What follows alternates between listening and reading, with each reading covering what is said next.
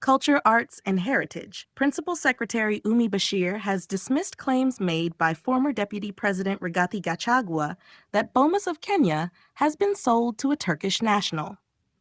The allegations, which surfaced during Gachagua's speech in Kajiado County on March 9th, sparked concerns over the fate of the historic cultural site.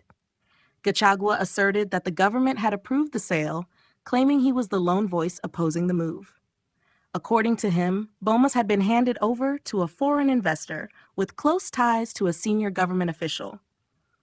He also cited concerns from the Kenya Civil Aviation Authority, KCAA, which reportedly objected due to Bomas' location within a flight path to Wilson Airport. "I was the only one who stood up and said that Bomas of Kenya is a national heritage and we cannot sell it. It has been sold to a Turkish national who is a business partner of a very senior person in this government. You all know him. That Bomas is gone," Gachagua declared.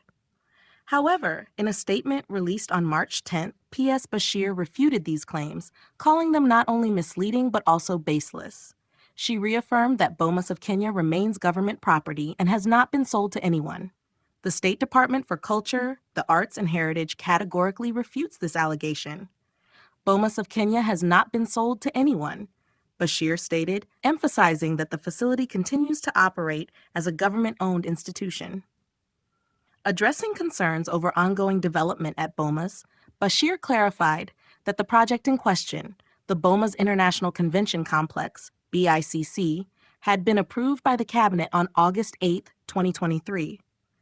She noted that the plan to upgrade and modernize Bomas has been under discussion for over a decade, but only gained momentum under the current administration. The idea of refurbishing and upgrading Bomas of Kenya is not new and has been in consideration for the past 10 years. Nevertheless, it is the current administration that has given impetus to its actualization, she stated, adding that the facility's land title, issued in 1971, remains under government custody. Bashir further reassured the public that the ownership of Bomas will remain unchanged, stressing that the site is held in trust for the people of Kenya and will not be privatized. This clash between Gachagua and the government highlights the growing political tension, with the former deputy president continuing to position himself as a key opposition figure. His remarks reflect a broader narrative of alleged mismanagement and privatization under the current administration, a theme he has consistently pushed in recent months. While the government has strongly denied the claims, the controversy underscores the need for transparency in public asset management.